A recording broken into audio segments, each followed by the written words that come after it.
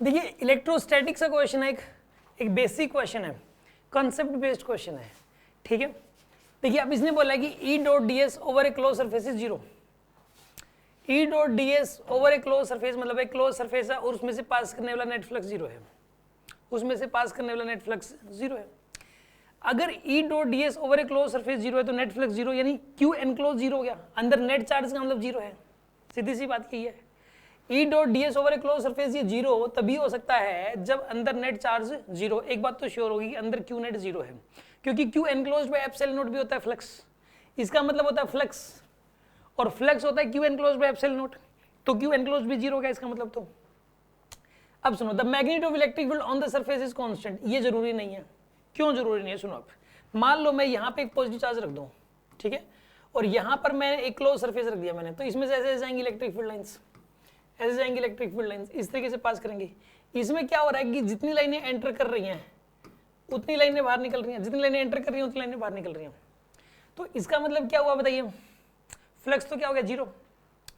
लेकिन अंदर जो है ना, यहाँ पे कोई चार्ज भी नहीं, देखो नेट फ्लक्स जीरो है, लेकिन इलेक्ट्रिक फील्ड यूनिफॉर्म नहीं है, यहाँ इलेक्ट्रिक फील्ड ज्यादा है, यहाँ इलेक्ट्रिक फील्ड कम है, मतलब ये वाली कंडीशन तो सेटिस्फाई हो रही है इसमें, लेकिन यहाँ इलेक्ट्रिक फील्ड तो नॉन यूनिफॉर्म है, तो इसका मतलब ये गलत हुआ।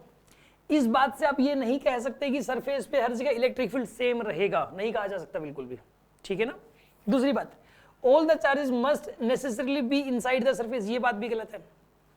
चाहे अंदर एक भी चार्ज ना हो कोई दिक्कत नहीं है, सिर्फ बाहर रखे हो। और वैसे रूल क्या होता है कि कोई क्लोज सरफेस है तो बाहर जितने मर्जी चार्ज रख दो, उनकी वजह से नेट फ्लक्स जीरो ही पास करेगा। ये कह रहा है कि अंदर ही होने चाहिए, बाहर नहीं होने चाहिए, चाहे बाहर पड़ा रहे, क्या दिक्कत है उसमें। बाहर अगर होगा, ये जैसे ये इस वाली सरफेस के बाहर ही तो है और ये वाली कंडीशन सेटिस्फाई हो रही है, इसका मतलब ये बात भी गलत है। ये कह रहा है मस्ट नेसेसरली इनसाइड ही होने चाहिए, गलत बात हुई। The electric field inside the surface is necessarily uniform, जरूरी नहीं है। देखो इस केस में बताइए आप कहाँ है यूनिफॉर्म, यहाँ अलग है, यहाँ अलग है, तो अंदर यूनिफॉर्म कहाँ है ही नहीं यूनिफॉर्म, तो यानी कि ये भी गलत बात है। तो बच्चा यही आंसर होगा फिर। तो the number of flux lines entering the surface must be equal to the number of flux lines living it, तभी तो नेट फ्लक्स जीरो है, सीधी सी बात है। जब नेट फ्लक्स जीरो कब होता है, जितनी एंटर करे उतनी ही बाहर निकले, तभी तो नेट फ्लक्स जीरो आएगा।